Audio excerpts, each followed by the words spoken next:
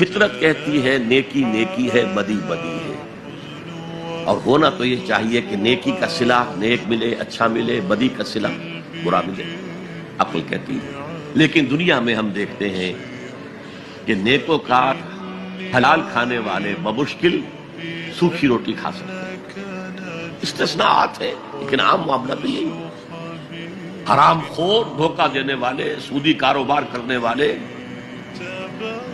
Heroine کا کاروبار کرنے والے، منشیات کا کاروبار کرنے والے، انسان کے صفری جنسی جذبات کو بھڑکا کر آمدنی حاصل کرنے والے وہ عیش کر رہے ہیں۔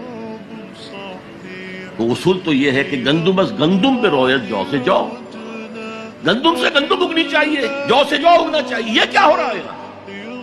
نیکوکاروں کو کیا ملا؟ نسل انسانی کا سب سے بڑا نیک انسان محمد صلی اللہ علیہ وسلم، اور کئی